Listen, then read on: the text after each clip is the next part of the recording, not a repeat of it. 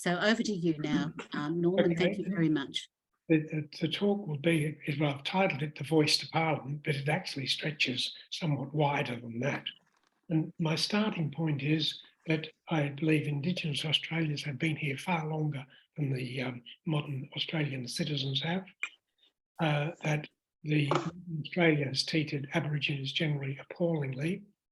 That Aboriginal society and Aboriginal people have suffered terribly.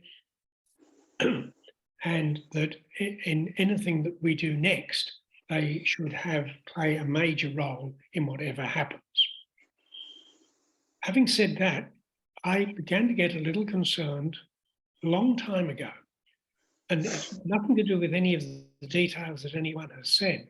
It's that I remember very well the 1967 referendum that people always keep talking about as being so wonderful. And at the time, there was a sense of absolute euphoria amongst the supporters of it. Before, there was always a nervousness that it might not pass, but there was a euphoria that if it did pass, it would change everything. And afterwards, when it did pass by an overwhelming vote, 97% or something, the euphoria spread almost nationwide, without any denial that it made two changes, one of which was important and one of which was very important.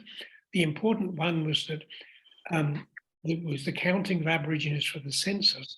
It's not true, as most people believe, that they weren't counted before. It's that they weren't included in the total. So they were counted as much as people could count them, and they weren't included in the total. So that was important. But the really big change was that it allowed the federal Commonwealth government to pass laws relating to Aborigines. Up to that time, Aboriginal affairs were exclusively state issues. And although that didn't seem that much at the time, that is what started a whole host of changes that came afterwards, sometimes a long time afterwards. The big topic at the moment on television and radio is the effect of any change to the Constitution. And it is not a very friendly debate.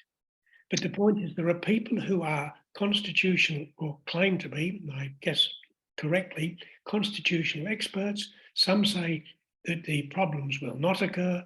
Others say, yes, they will. Now, given that all these people are, to some extent at least, constitutional experts, that question, in fact, can only be answered by the High Court. Now, the High Court could decide that that they have very little role to play, or they could decide that they have a very big role to play. But given the split in opinions, the only people competent to make that decision are the members of the Supreme Court. You mean the High Court? Sorry, the High Court, Supreme Court, the High Court. I was thinking of the United States for a second. So it will, at least that one question will inevitably end up in the High Court. They may say, look, there's very little we can do, or they may say there's a lot we can do in making judgments, but it will get there at least once.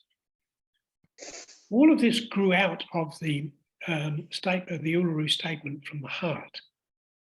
And that, of course, had its own history before it came out. And it was presented, and still is presented, as an invitation for us to go forward in partnership with the Indigenous Australians. If you read it, it is in fact a polite list of demands. Now, I don't have a problem with the people making lists of demands, but it isn't so much an invitation to walk together.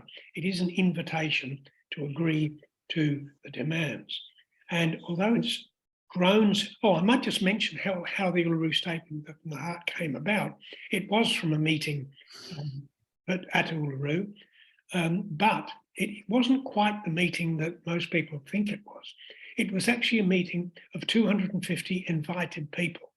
It was not an open slather, apply to go. They were all invited, and they were presented with at least a rough outline of what should be in the statement. So it was, if you like, it was like a reasonably large conference that did it. Anyway, and it came out, and that has now, of course, grown into something much bigger. And there are three parts to that, whatever it is that is much bigger. there is an expectation of truth-telling, a desire for a treaty, and a desire for a voice to Parliament, which just in the most recent time has grown to the Parliament and the executive. And I'd like to take each one of those in turn.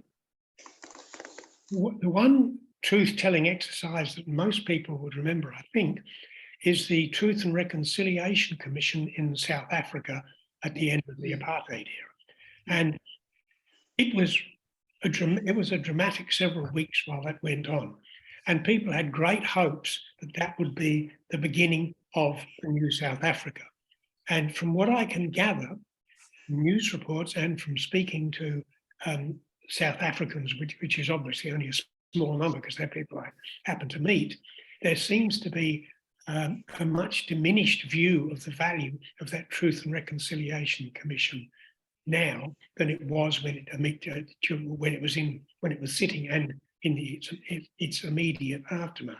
That doesn't mean that this current judgment is more correct. Maybe it was an important step along the way, but it is easy to overstate the importance of the of truth-telling. I still think it is worth doing, even if the South African example is, to some people at least, disappointing, but it will actually require truth-telling on both sides. It's quite clear what the settler population should tell the truth about, and that is the appalling treatment of Aboriginal people during the era when settlement was happening, which, although we tend to think of it as happening a long time ago, actually lasted in parts of Western Australia until the 1930s. So there were still people being killed because the Indigenous people were fighting back as late as the mid-1930s. And that's clear, and all the other things, the stolen children, a whole host of the unpaid people who worked on cattle stations, the list goes on and on, but they're all that same sort of thing. But it's also, we should also have a clear understanding of traditional Indigenous culture. We tend to have a very romantic view of the, if you like, to put it in Rousseau's words, the idea of the noble savage, when we came in and messed up a wonderful system. Now, we certainly came in and messed up a working system. Whether it was quite so wonderful is more open to question. Like all hunter-gatherer societies around the world, it was a very harsh existence. You don't willingly spend your lifetime traveling around because that's what that's what the land and the climate demands. There's no alternative to them, and one of the reasons they couldn't farm is because Australia naturally does not have crops that you can grow. The crops we grow are all imported. There's also another one, which is the sleeper, which has been around a long time, but tends to get debated in fairly restricted circles. And that was the role of violence in traditional Aboriginal society, particularly violence against women. And there's little doubt that it was a violent society in the punishments for violence. I can give you one example, which is not established historically so far as I can tell, but which I certainly was told about when I lived down in the Southern Highlands. And that is that Elizabeth MacArthur in Camden, that area was on the edge of the Darawal country. The Darawal people are from Campbelltown and down the Georges River down to the coast, and possibly as far south as National Park, maybe even a tiny bit further. And they were the local people around Camden on the estate that the MacArthurs developed. For part of and to the south of that, so say south of, round about Mittagong, between Picton and Mittagong somewhere, that was where the land of the Gundungara people started. And there is a story, which I have never been able to follow up, but I've heard it from 2 or 3 different people, so it could just be a rumour, that when Mrs. MacArthur, who actually was the important person at Camden, not John MacArthur so much, because he was doing other things and he spent several years in exile in England. And that if she was having problems with the Darawal people, she would call upon the Gundungara people, who were the Darawal's enemies and were far more militaristic, to come and deal with the problem. And there's absolute, that bit is the story that I've heard. There is no doubt that they came up to Camden to work on the flax harvest. At that time they were growing flax amongst other things on the MacArthur estate. So all those sorts of things will be extraordinarily difficult to tease out. The information about violence, but a lot of the early settlers commented on how violent Aboriginal society was, and it was, and as with other hunter-gatherer societies, it is because of the hardness of their life. They didn't have time to give gentle punishments, for example. They didn't have jails to lock people up in. The worst thing that they did to people in that sort of society was actually to exile them, to kick them out of the community. And that was possibly, for those people, worse than having a spear in the leg or something. But as for the ones against women, there are two people in particular. There is a third one, whose name escapes me for the moment. But the two that I know, one was, I wrote his name down, I knew I'd forget it, Watkin Tench, who was a Marine officer who came out with the First Fleet. And he wrote in his diaries about the violence used against Aboriginal women suddenly and explosively. And there was a convict painter called Joseph Lycett. And there was a short TV program on him a couple of weeks ago. I've been looking for this painting on the web and I can't find it, but they showed a painting. He painted lots of things of corroborees and all sorts of scenes around Newcastle and stuff like that. And people regard him as sufficiently accurate that they have used his paintings to re-establish the traditional markings they used at corroborees for some of the people up in the Hunter Valley. So they regard him as being pretty reliable. And in one of these paintings, there was some event happening sort of on the left 2/3 of the painting. And that was some sort of men's business, some gathering of men. And in the foreground, there is a man hitting a woman on the head with a club. And the commentator, the narrator on this documentary, gave an off-the-cuff comment saying, look, it was probably because she had stumbled across secret men's business and was being driven off. What he didn't mention was that in the background, there was another woman being hit by another man. So it is little clues like that. Now, that doesn't mean that that's really what happened, because Joseph Lycett, in one occasion, is known to have faked a picture. He painted a picture of what Hobart looked like in Tasmania, with all the nice little houses and all that, and he never went there. So that was not an original painting, but that's the only one they've ever actually faulted, but it does raise a question mark. And it may be, given the Watkin Tench's comment, it was only a tiny little bit of his diary, that may have not been represented. But it is a serious study. Anne Curthoys, who is a very respectable historian, has written an article, but they tend to be in the more learned journals. So it has been a debate about it, but quiet and somewhat inconclusive. But it's an area, in other words, if we're going to tell the truth, we do want to get as much of the truth as we can. Pardon me, the next one is a treaty. Now, in Australia, we can deal with that very quickly. There has not been any treaty between any Aboriginal group or whole groups and the wider community. There hasn't been any. There have, however, been treaties in New Zealand and, well, I'll come back to that, in New Zealand and the USA. The New Zealand case is a bit funny. In the early days when the white settlers in the US were moving west, they in many areas they fought with the Native Americans. And in the early years, there were treaties signed with quite a large number of those Indian tribes. There was a famous case came up in the early 1830s with the Cherokee people. And the Cherokee people had had a treaty with the government. And white settlers wanted to move on, and part of the deal was they got an area reserved for them, a reservation. And so white settlers were moving onto it, and they tried to stop them.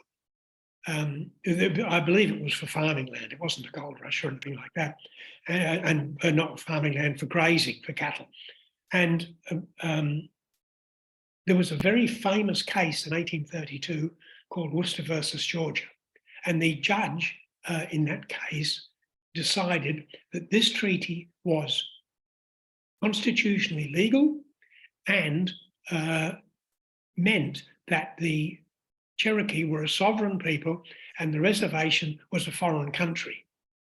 Now, that didn't actually help the Cherokee because they were driven off the land anyway in a terrible eviction. Lots of them died and settled in a very difficult area on which to live.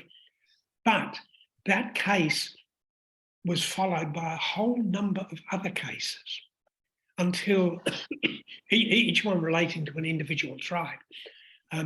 And each one supported that Worcester versus Georgia decision that yes, these treaties were treaties between two governments, and that meant fully legal treaties, and that the reservations were sovereign countries and they were not part of the USA. The treaties were stopped by Congress in 1871, but all the treaties that had been made up to that point were held to be legal. And they are still legal today. So technically, every reservation in the USA, every Native American reservation, is in fact legally an independent country. A few of them are wealthy. One through casino, through gambling, and two or three of them, I believe, have found oil or gas on their land. So they've got money. Now, but most of them aren't like that at all. 80% of Native Americans live in big, large towns and cities. Very few seem to live in small towns, but 80% live in large towns and cities, 20% on reservations.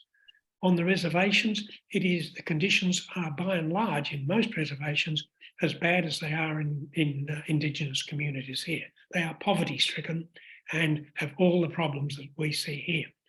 For the people in towns, again, the story is similar. There are Native Americans who've got good jobs in NASA and all sorts of things, but many of them fill the bottom niches of society. So having the treaty with these has not really made any great difference there at all. All the income that most of the reservations get comes as cash payment, which is sort of annual compensation from what is still called its original name, the Bureau of Indian Affairs, which was the name it was whenever it was created in the 1800s. That was the name it got then, and the name has never changed, even though no one else uses the term Indian in the USA anymore. Okay, that's America, so it didn't work there. In New Zealand, it's a bit more complicated. New Zealand was not settled as Australia was by an official fleet sailing out there to claim the country. The Maori people in New Zealand came from Polynesia, and there's some argument as to exactly whereabouts in Polynesia they came from, and they arrived in the late 1200s or 1300, round about that time. So they themselves were migrants, and so far as anyone knows, there don't seem to have been any people there prior to that date. Maybe some Polynesians had visited there or something, but it does appear that was genuinely terra nullius, as they call it, when they arrived. There was, however, and the first people to arrive were sealers, people looking for sealers. there were pirates and people like that, all sorts of criminals. There were escaped convicts from here, and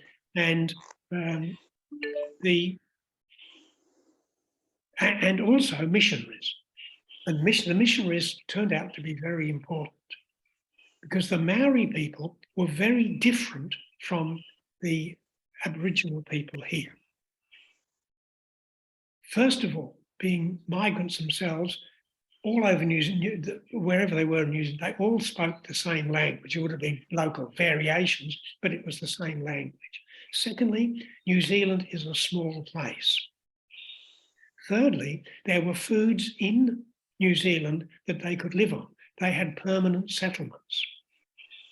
The significance of that is for the way they ran their areas. They had what they called iwi, and iwi is a tribe, and they had a large number of tribes, but because they were settled, they actually had what the beginnings, at least, of what is called civil society.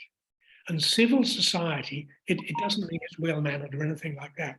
It means they are sufficiently large and settled that they have some form of bureaucracy, maybe very small and simple, but they have a bureaucracy. When you do not have a civil society, as was the case with Indigenous Australia, you have leadership by personality. You have your elders who are the leaders, and things. There might be discussion within the leadership group. There may even sometimes be a slightly larger discussion amongst other members of the group, but the decisions are made by that small personal group. It is a personal leadership. Now that meant that when these missionaries went there, they actually found Maori apparently is not that difficult a language to learn. And the missionaries that went there would have been educated people and made the effort to learn it. And they actually gave the Maori a huge gift, which the Maori grabbed with both hands. As with the Aboriginal people here, the Maori people were not literate. They did not have a form of writing. But they had one thing that was beneficial and gave them a good start. And that was that they used to tie knots, and the knots had symbolic meaning. Just like letters have symbolic meaning for words which have meanings. So they were used to the idea of symbols representing something else. And the missionaries, one of the things the missionaries began arriving about 1814, 1815, and by 1820, they were working on a written form of the Maori language.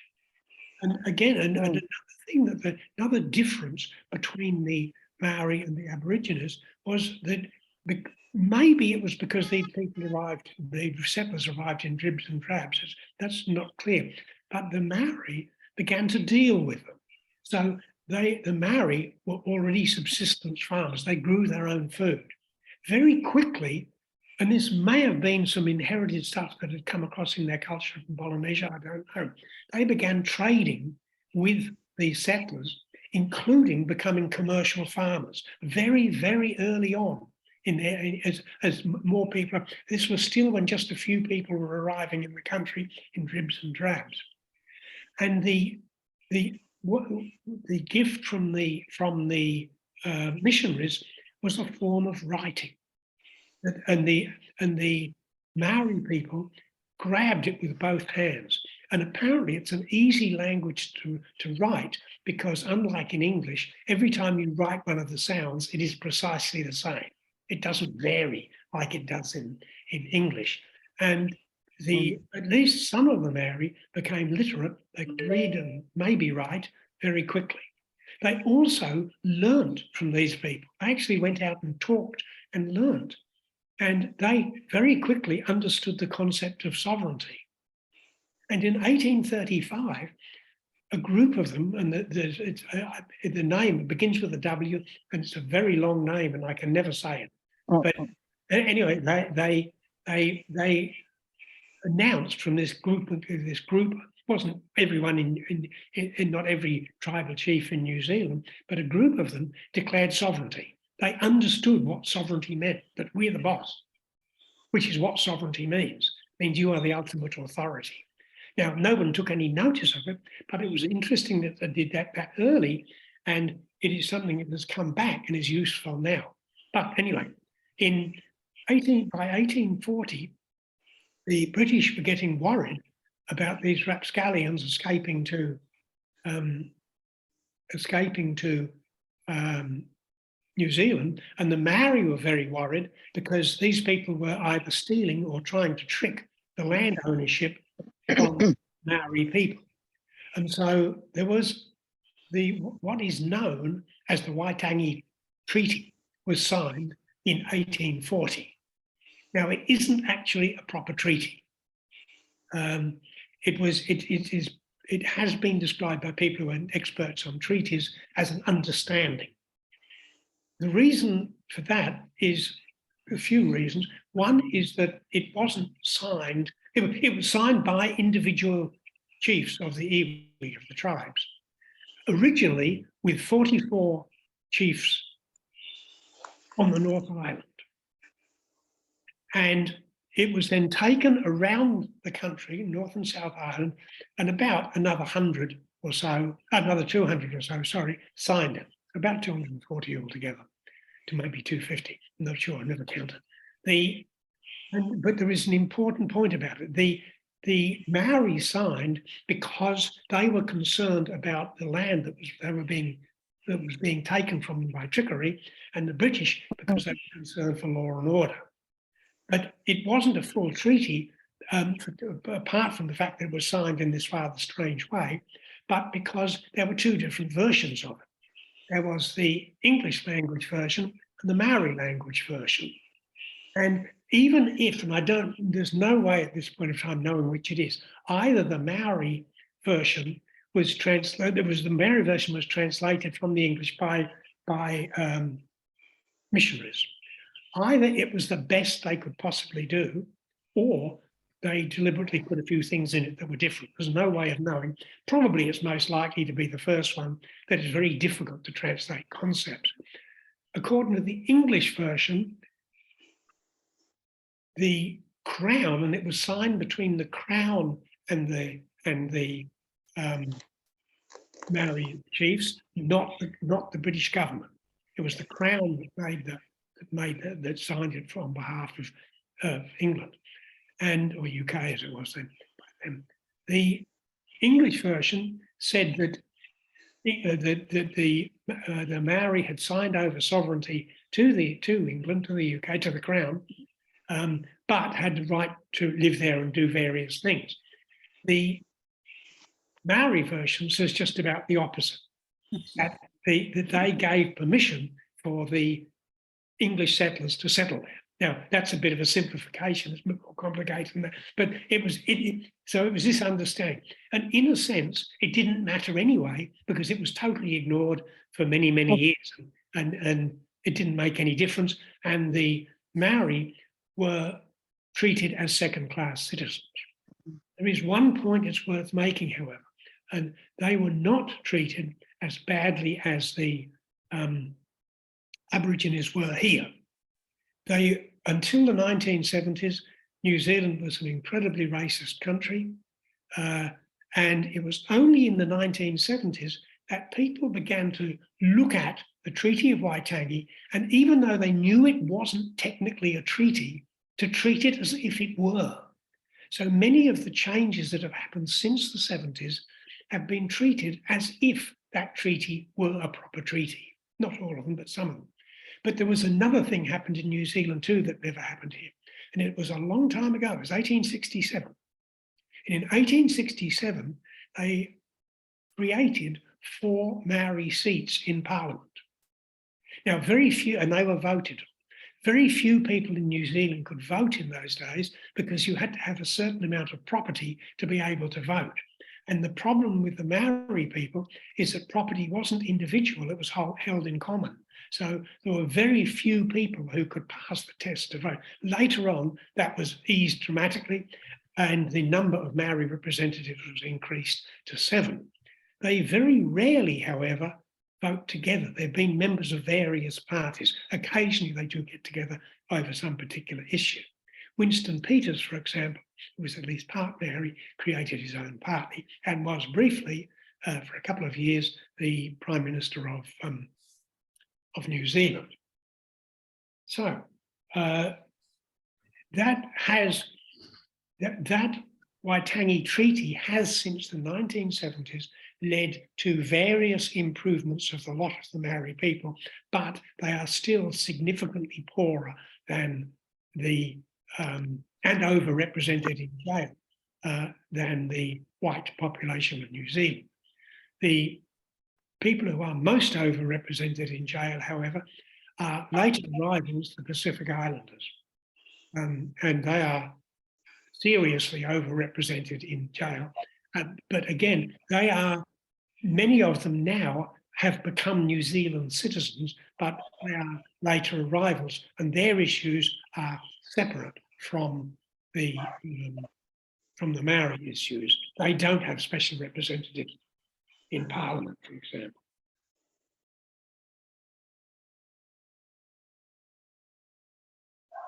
Okay, I'll just make sure I haven't missed anything there.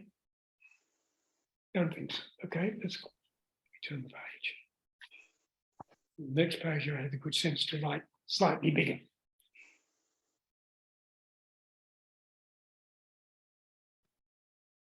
Okay, and the other thing was, despite having this disagreement and despite getting the Maori seats in 1867, there were a series of what used to be known as the Maori Wars, which lasted on and off from the 1840s to the 1870s. So for 30 years, they've now dropped that term. They now call them the New Zealand Wars.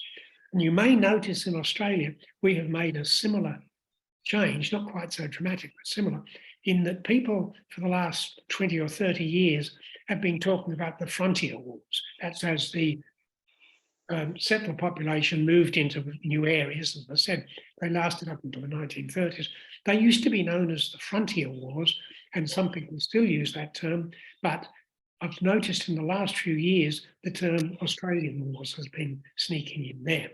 But they certainly occurred, and in Australia, they did last, as I said, up to the 1930s on a small scale. Which leads us to the final question, which applies to us about treaties, and that is, who would sign the treaty? Well, it's no problem on the settler side, the government, or on the government's behalf, the Governor-General could do it on the Crown's behalf. So that isn't a problem. But who would we be having a treaty with? Would we be having a treaty with each community? Remembering that some communities aren't traditional communities at all. Or do we find a representative body with whom to sign the treaty, given that that Aboriginal people are already saying nobody else can sign for us except us, in other words, for our community, because in the more remote areas, there are communities that haven't shattered completely. They might be in their culture in many cases, as at Yuendamu, where the artists are, as at Fitzroy Crossing, as at Alice Springs, and you can go on with the list of the area of Ruara known as Dodge City, Gordon Estate at Dubbo. They are just an incredible mix of people from various communities. Who is going to sign for them? If you look at many people in the active leadership group, The Voice, you will see two things. One is that many of them identify as being members of a number of communities. For example, there was one I saw, and they put a hyphen between them. They were Dharawal, Gadigal, Kamilaroi. The point is that Dharawal people come from Campbelltown and down the Georges River to the coast. The Gadigal people come from the heart of Sydney, and the Kamilaroi people come from up near Narrabri. Now, nobody in traditional society identified with three groups. And to make it even more complicated, many of them also have the European heritage. Noel Pearson, for example, describes his European heritage as Celtic, by which I assume he means Irish. And Ellen van Neerven, who is a poet, she describes her European connections as being Dutch. So there's this incredible mix. So it is as if we're going to have a treaty, and it's significant that when this discussion started about treaties, the original discussion abandoned the word treaty and called it a makarata. Now, I don't know what language that comes from. It's one of the indigenous languages. And it means it is the coming together after you've had a dispute. So it is at the end of an argument or at the end of an inter-community war. And remember, there used to be lots of small-scale inter-community wars, but then you would have what this one particular group at least calls a makarata, which is this coming together. Now, that has disappeared, and is now the word is treaty. And the problem is, of course, that treaty becomes a problem word. One of the interesting things about this, and I've listed what I've done, I'll read this carefully. Hang on, I'll just turn the light on so I can read it.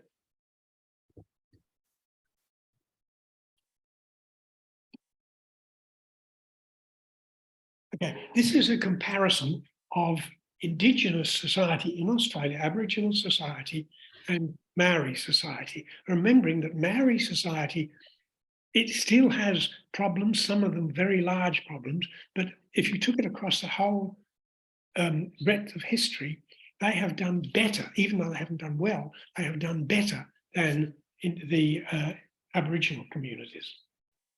Okay, first of all, an Aboriginal community would be a small community that moved about. It had to move about. The reason they moved about wasn't walkabout or anything like that. It was to get food, because there would be food available here in this season. You would then move on to the next place and move round and round. And if you were in the dry country and it was in a dry period, you would also be following water to various different sources of water as they dried up. In New Zealand, the Maori lived in stable settlements. They were pretty small, but they were like small villages. Okay, in Australia, the people were hunter-gatherers. In New Zealand, they had agricultural industries. They still hunted and they still fished and all that as well, but they had agriculture. The Aboriginal communities were non-literate. The Maori communities were non-literate, but as I mentioned before, they did have the concept of using something as a symbol, and with them it happened to be tied very complicated knots. When in Australia, the response to the new people arriving was either to avoid them or to try to resist them. In New Zealand, they didn't exactly welcome them, but they did deal with them. So they learned from them and they traded with them. And they, as I said, they converted from subsistence farming, where they just grew what they needed to feed themselves, to commercial farms. As much as they could in Australia, communities maintained their traditional ways. In New Zealand, they did keep their traditional ways, but they also interacted with the newcomers and in that process did change to some extent. In Australia, these small groups were scattered over vast areas, huge areas when you get out into the real outback. In New Zealand, it covered a much smaller area, which meant, and the land was more fertile, which meant there was much more interconnectedness between the various groups. In Australia, there were many, many languages. In New Zealand, there was basically one. And in Australia, there were many cultures that were quite varied. In New Zealand, there was essentially one culture with variations.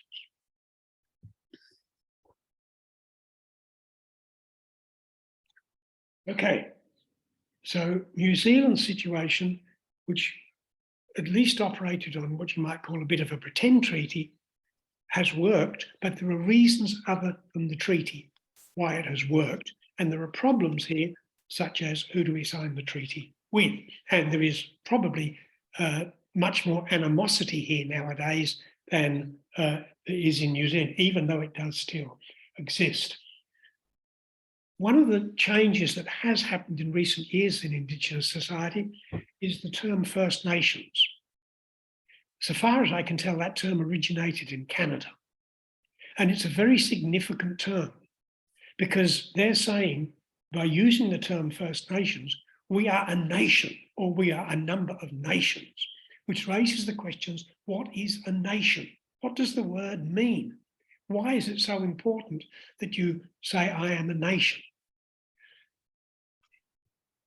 The first nation in the world that you would recognize as a modern nation was probably England under Queen Elizabeth I in the late 1500s.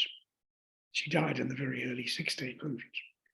And what made that country different and why it was England was partly because it was, at least if you include Scotland and Wales, it was an island. And because the requirements to be a nation really are, one, that you have a civil society. In other words, you have a system of government which is impersonal. It doesn't depend on the person of the leader. You can change the person of the leader and you are still leaders and you are still a nation. And the other thing that it has is a clearly defined boundary. For example, in France, in the 1600s, under Louis XIV, his title was King of the French, because the borders of France were still flexible. You know, it didn't have a nice, neat map you could draw. By the time his grandson, Louis XVI, was in power in the 1700s, he was King of France. So by then, there was a concept of a nation of France, not just a place where the French lived. And in New Zealand, with the Maori, you can argue that they did, although they had chiefs of the tribes and things like that, they did have at least a basic form of civil government, and they did have a very clear boundary, not for the individual tribes, but being a small island, that was the Maori land. So they did have that. In Australia, that doesn't apply to any one of the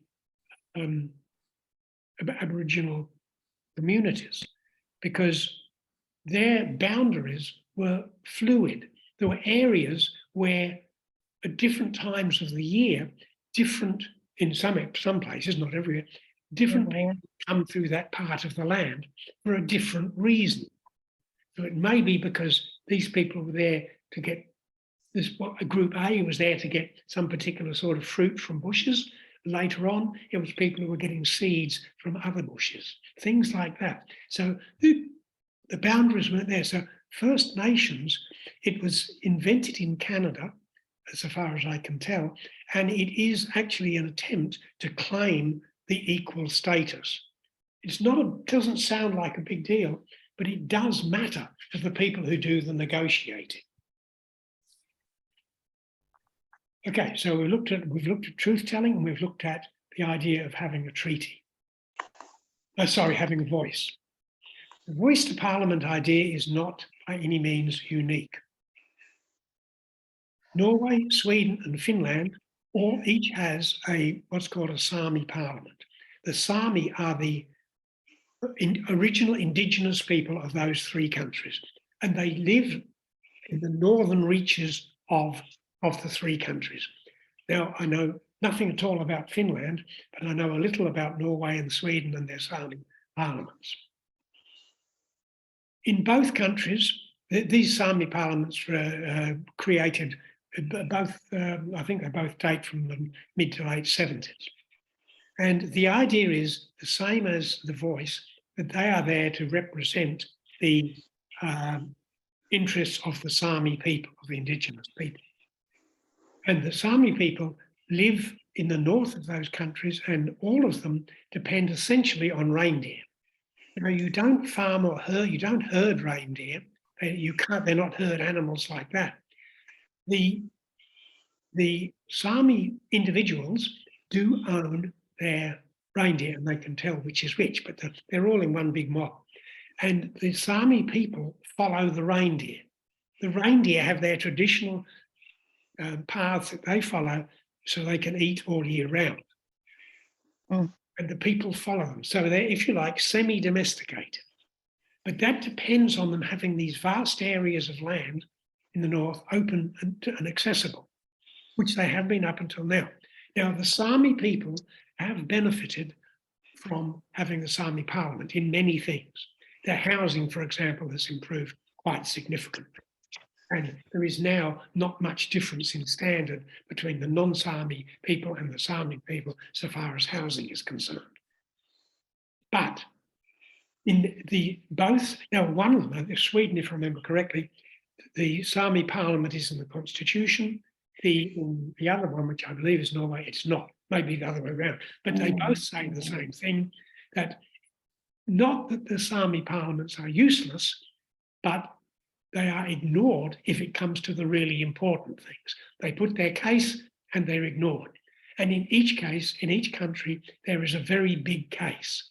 The government in each country wants to at least partly develop the northern areas. And it's both to do with clean energy. In Norway, they want to build dams for hydroelectric. Norway has a huge amount of hydroelectricity, and they wanted to develop that up in the northern areas. In Sweden, it's wind farms, and I believe also, and I could be wrong with this, but as I understand it, also some gas wells. There's some gas up there. And the Sami people aren't so much against development, but this will mess up the traditional paths that their reindeer follow, and reindeer probably won't cope very well with it because they don't understand. They shouldn't be knocking over the things, or and they're going to want to go where the dams now exist to eat the grass or ferns, moss, whatever it is they eat. So, and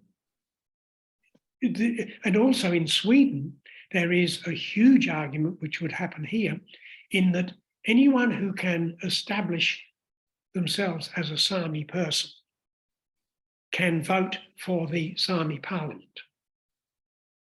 The Sami people who live up north say they don't want the number of Sami people who have become urban dwellers, who live permanently in the cities further south, shouldn't be voting for that parliament, because that parliament is concerned with the interests of the Sami people in the northern regions. The Sami people in the cities don't seem to suffer vast amounts of discrimination. There may be some, but nothing like in New Zealand or in Canada or in Australia. And so as I say, in Finland, I haven't been able to find out anything about that. Finland is an unusual place, lovely place to visit. Canada, in recent years, has also moved into consultations with the First Nations, as they call them there, because they invented the term, and it has led to some improvements, but it's early days yet. Just as there have been some improvements with land rights and things such as that in Australia. So it's early days yet in Canada, but as with here, there has been some movement. So there is, contrary to what most people seem to think, there is at least an outline of how the voice would work. And it's in a 300-page report written by an Indigenous committee. It's their final report.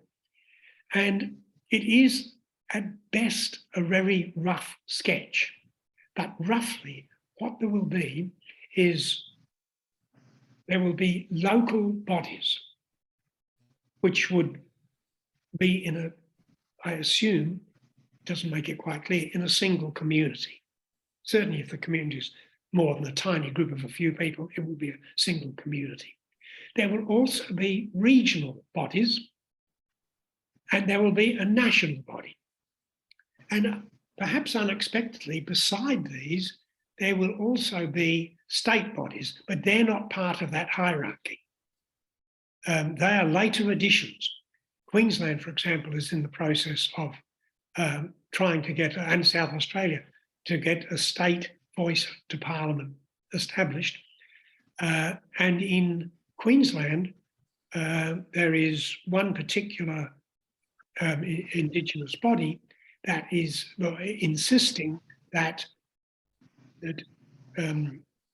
Aboriginal communities should have the right of veto over any new mines in their areas. Not that they should be able to make submissions, they should have a veto.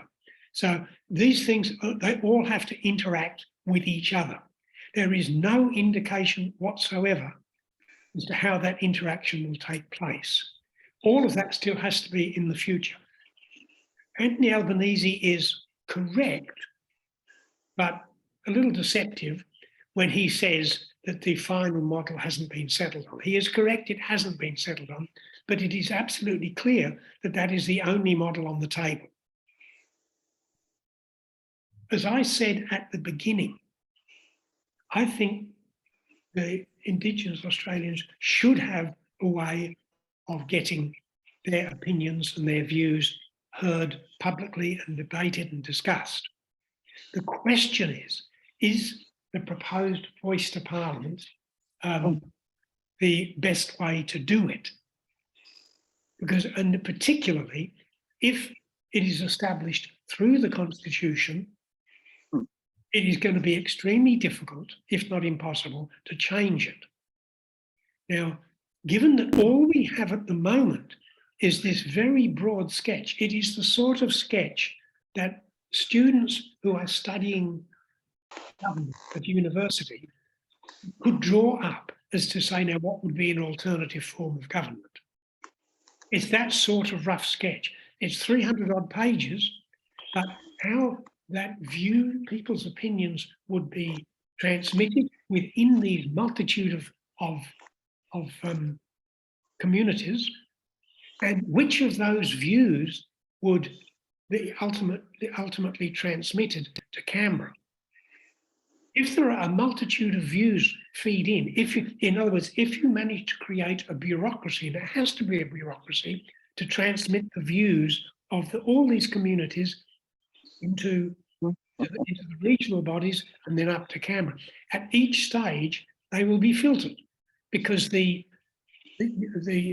regional body, which is to be made up of groups of communities who have nothing to do with each other necessarily, they have to filter out all the views of the smaller community groups and pass it on to the national body. I believe at the moment that there's talk of 25 or 30 regional groups. There will, and the proposal is to have roughly 24 people in the national body. The national body will then make the decision as to what goes on as a recommendation as the voice of the people. With 24 people, if there's disagreement, it could go to a 13-11 vote, which means the voice of the Aboriginal people is ultimately made by 13 people, which sounds sort of democratic because it's had all this, pardon me, voting principles, but I'm not sure that that's the best way. I mean, just as one equally sketchy alternative model is, rather than having this Parliament with its incredibly complicated system of trying to get information from all over the place and then sorting it out to say which view is the Aboriginal voice. For example, which is the more important to Jacinda Price? It is the disasters in Alice Springs and other towns. That's what they should be. That's her priority. What's her name? The young woman who left the Greens. Her thing above all is the treaty. That should be number one priority. So within the Indigenous community, Warren Mundine has a different set of opinions. Within Aboriginal communities, there are different opinions as to what the priorities should be. And to create a system, now I'm not saying it couldn't be done, to create a system will take time and a huge amount of effort and probably experimentation. Now, that is a concern if we put this to the referendum. What may be, and this is just my sketch, what may be a better alternative would be to create, by all means, have the referendum. And what Anthony Albanese is always saying, and this I think he is getting to the stage of dishonesty, is to say that this referendum is about recognising Indigenous Australians. This is about recognising them. Yes, it's also about creating this voice. And it is not, it is saying that this voice is the way we will recognise them. Now, there is no reason why they can't be recognised in the Constitution separately from the voice, and the voice can then be worked on still more. In the meantime, if we're going to have a voice, in the meantime, you could establish, without any need for a referendum, you could establish a statutory authority whose task is to go out and seek out the opinion of Indigenous communities. And that would have a large percentage of Aboriginal people doing that, but it would also involve people, almost certainly non-Indigenous, who understand how Parliament works. Because if you're going to be like a quasi public service, you have to know how to be able to talk to the government. And so something like that, in other words, it is not a quick, slick answer. But the quick, slick answer is to establish a voice. And I am really concerned that we're going to establish a voice that actually doesn't take the process forward and may even make it more difficult. And the real reason, and this is the point that concerns me most, is what is the real basic issue behind all of this? The First Fleet did not arrive here with the intention of fighting Aborigines. Arthur Phillip's instructions were that he was to deal with them fairly and kindly. Really good. Kindly, and that was his instruction. When he came here, and when he first arrived, not in Botany Bay, but when they came up to Sydney, there's every piece of evidence is that he actually tried and discovered very quickly that that group of people who just landed and the people who were here already really had immense, it wasn't just language, immense difficulty communicating to each other because their basic ideas were so different. And the challenge then was, and I'd just like to go back to then I'll bring it quickly up to I'll finish by bringing it up to the modern day. And the challenge at that time was how to create harmony between the communal structure of traditional Indigenous society and the individualist structure of the newcomers. The point is, our modern society is individualistic. That's what we talk about, individual rights.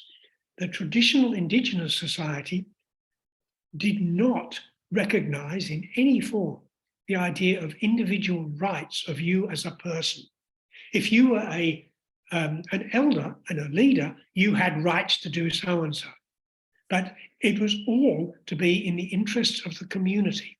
And that was because of the harshness of life these people had to lead. They had no alternative. They couldn't go away to the supermarket and buy Sunday dinner. They lived very hard, very difficult lives, and it was the survival of the community was everything.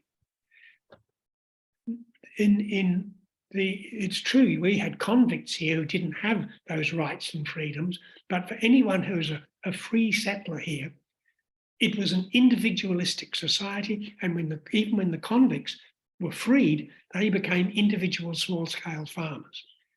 This was in the beginnings. The First Fleet arrived at the very beginnings of the individualistic capitalist era in Europe.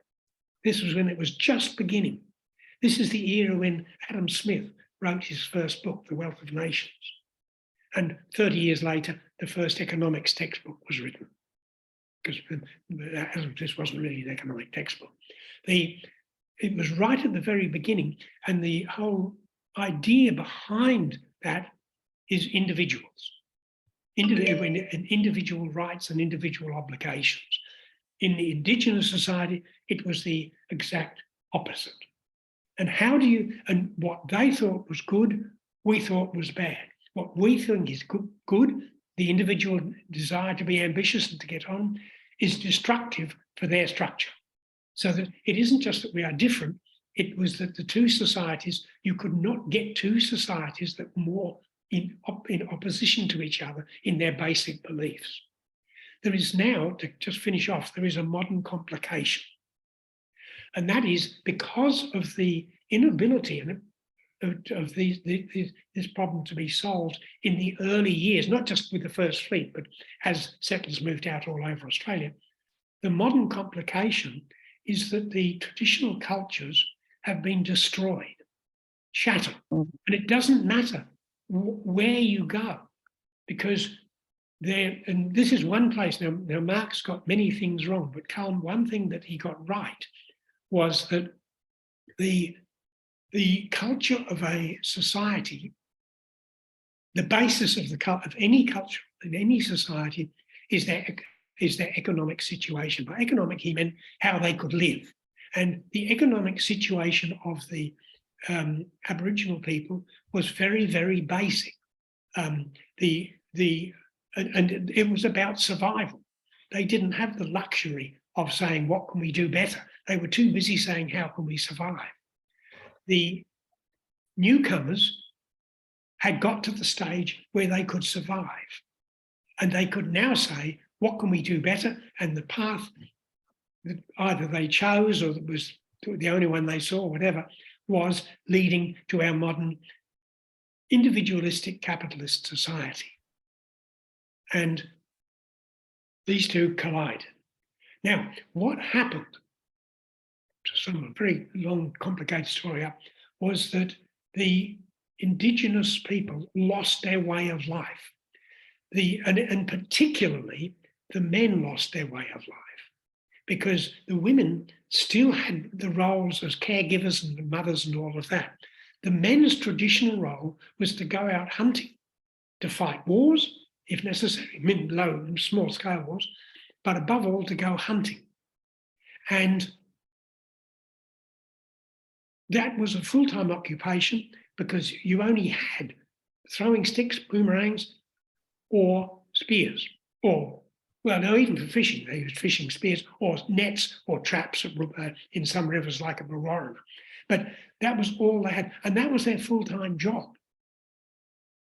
Once, even if you go into the remote communities now, and they have hunting rights, as indeed many of them do, they just go out with a rifle, bang, they shoot there, whatever it is they have to shoot, they've done it for the day.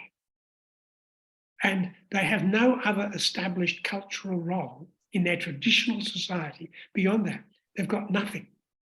And one of the things that has happened as a result of this is that the women have coped, although they've got dreadful problems, and I'm not saying they've got easy lives, they actually have a role in life still. Whereas for the men, it has basically disappeared. And women have become leaders. Now, in traditional society, women were not leaders. Men were the bosses. And just to give you one example, when they came back with a kangaroo, so far as I know, every community that hunted kangaroos, there would be a priority that the best cuts of meat went to the elder men, and then it came down the hierarchy of men, and the women ate the worst cuts from the offal and things like that, as did the children. And it's true that they have men's business and women's business. Men's business is making the big decisions for the community. Women's business is about the nurturing of the community by and large, and being, doing all what we would call domestic duties nowadays. And so there was this very clear hierarchy. And if you didn't follow that hierarchy and you didn't fulfill the obligation of that hierarchy, you would be in trouble. And it included all sorts of things like arranged marriages and all that sort of thing too. Child marriages, young girls would be married to much older men, and all of those. Their whole life was structured according to their traditional law, which of course varied from place to place. Their religious beliefs. I still don't understand how they can do it mentally, but if you go to the remote parts of the Kimberley, they still maintain some of their traditions. For example, surrounding burials. There was, on a beach that we visited, there was something which someone could identify as being the remains of a traditional ceremony that had been held fairly recently, because it was all made out of sticks. So the person who did that didn't know what, suspected it was something to do with a death or a funeral. So they did, but at the same time, because they were all shifted off their traditional land into missions, most of them also practice Christianity. Now, how you can maintain your traditional religious beliefs, which are totally different from your Christian beliefs, must cause incredible mental difficulty. And for which I have great sympathy, but I have absolutely no idea as to how you sort out that sort of mess. On top of that, of course, and as a result of that, there is the demoralisation and breakdown of the communities and family life, and above all, the curse of grog.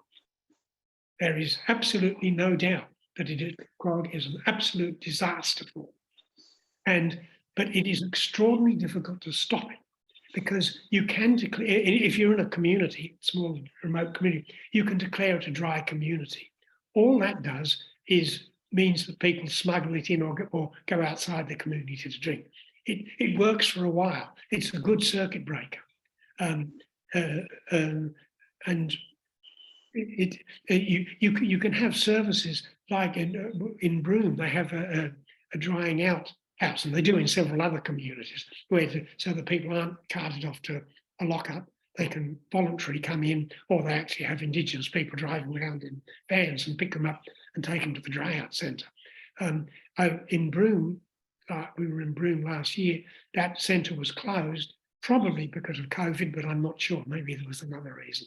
So people are trying. There are individual good things happening. There are, for example, the medical services. Some of them are brilliant in very difficult circumstances.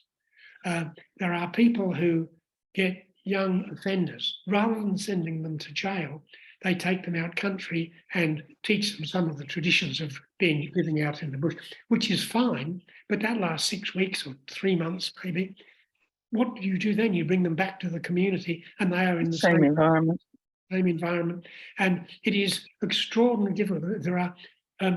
I saw a really interesting comment, which really didn't surprise me, but I was surprised that it actually got to a place where I could see it or hear it, and that was that a lot of posh private schools give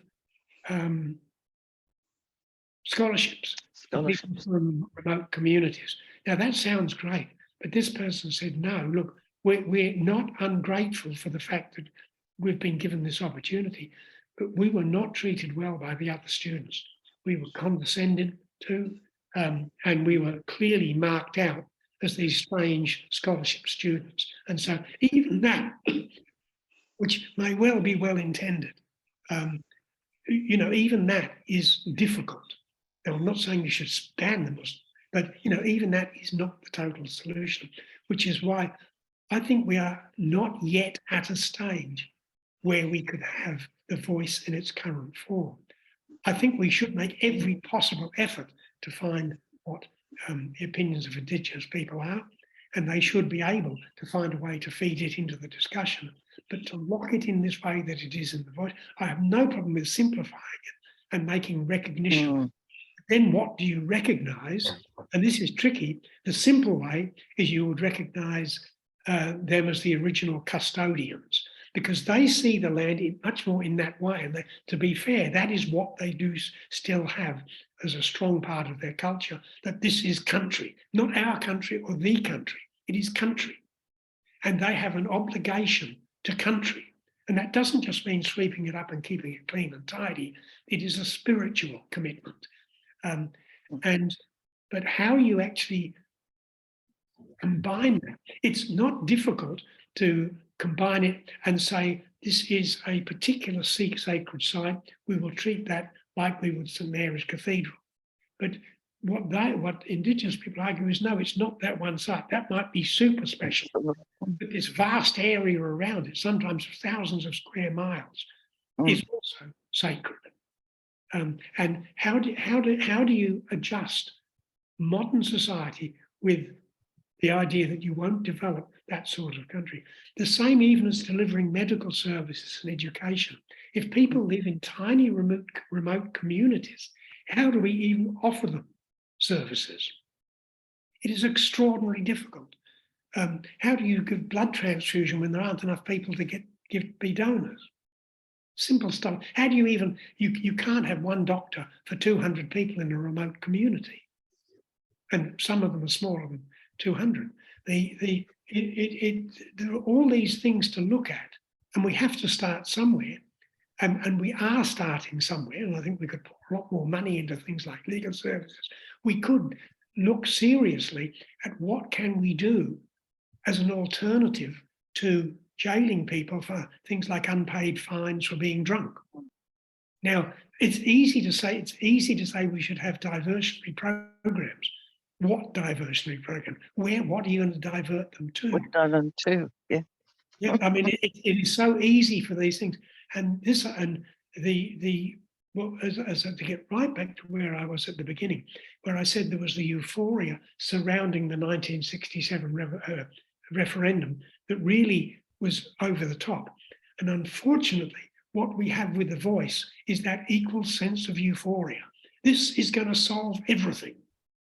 Whereas it may help solve a few things, but certainly is not going to solve everything, and could, in the long run, get in the way of solving some of these problems. If we were to take the suggestion of legislating it first, that is much less so, because you can always change legislation. Changing a referendum decision is unbelievably difficult, and I don't think we have ever actually done it.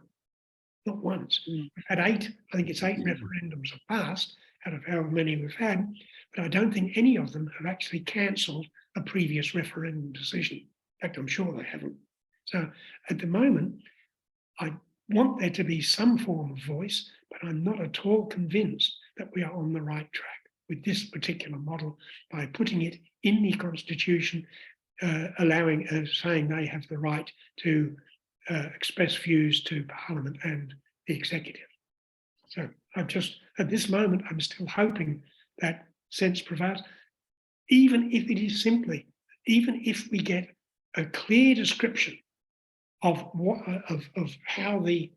the legislation will look like to create The Voice, because it needs legislation even if the referendum goes through. So we will at least know what we're talking about when we vote. But at the moment, all we have is the dream, and the dream is wonderful. But I think we need more than a dream if we're going to progress. That's it. Thank you. Thank you very much, Norm. That was really. You sure, Norm? Is that all? I think it was a lot That's to give been us to think amazing. about. Let me just I'll pause the recording at this stage. The sound is